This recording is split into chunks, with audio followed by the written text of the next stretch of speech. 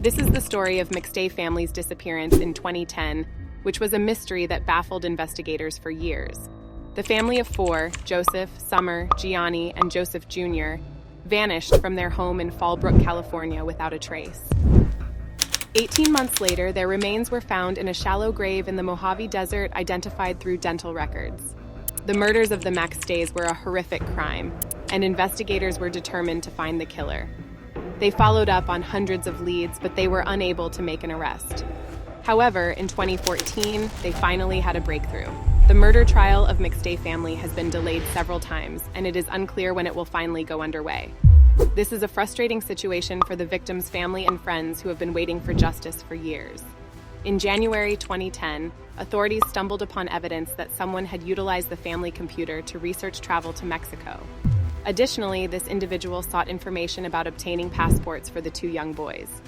By February 4, 2010, Joseph ceased responding to calls on his cell phone, as confirmed by family members. Around 5:00 p.m., Summer had her final conversation with her sister. In March, authorities took a significant step by distributing posters of the McStay family and reaching out to Mexican authorities, urging them to search airports, bus stations, and train stations. Regrettably, no relevant information about the McStays surfaced. Adding to the enigma, Joseph's brother Michael inexplicably allowed the media to tour the McStay family home, revealing empty rooms devoid of furniture, which were a result of a home redecoration project, not an indication of abandonment.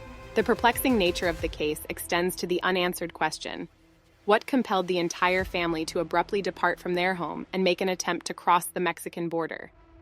Who posed such a significant threat to the family that fleeing was deemed necessary? And why didn't the McStays turn to the police for help instead of opting for this mysterious escape? In June 2010, John Walsh, who himself had experienced the heartache of losing a child to violence, highlighted the McStay family's case on America's Most Wanted. He made a heartfelt plea for any information that could help identify the perpetrator and shed light on the mystery surrounding the family's sudden departure from their Fallbrook residence. Fast forward 3 years, San Diego authorities made a surprising announcement, claiming that the McStay family had willingly left their home and crossed the Mexican border. This conclusion was drawn from video surveillance footage showing a family of four making their way into Mexico. Initially, it was presumed that the family had crossed into Tijuana, Mexico, approximately 4 days after their mysterious disappearance. Investigators were led to believe that the McStay family might have appeared in a U.S. Customs and Border Protection video. However, upon closer examination, the video failed to reveal any signs of the family seeking assistance.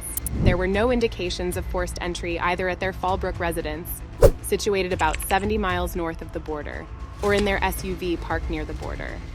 The investigators were left baffled as to why the McStays decided to abandon their home.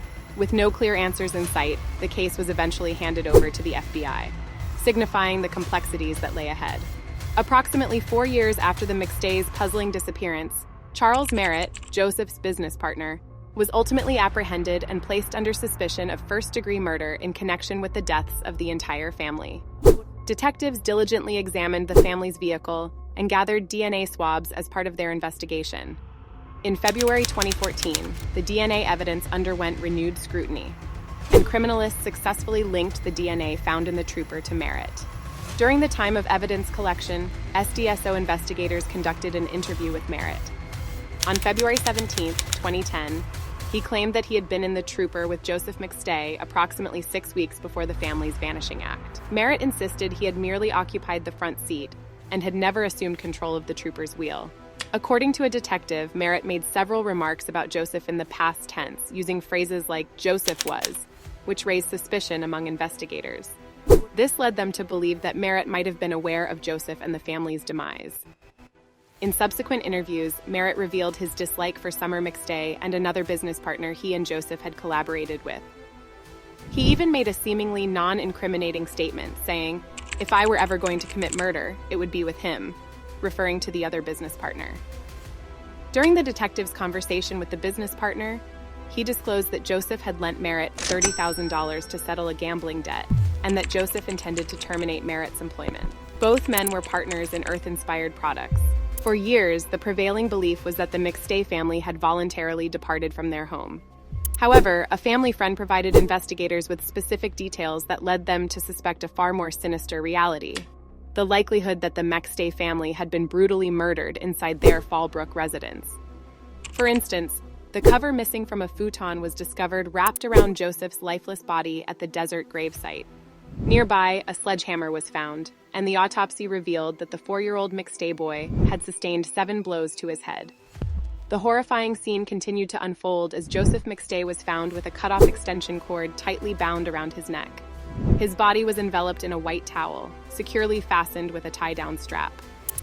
Merritt maintained his plea of not guilty to the crime. In September 2015, the trial came to a halt, quite fittingly with a stayed pun, after Merritt's defense lawyers informed the judge of their intention to seek funds for expert witnesses.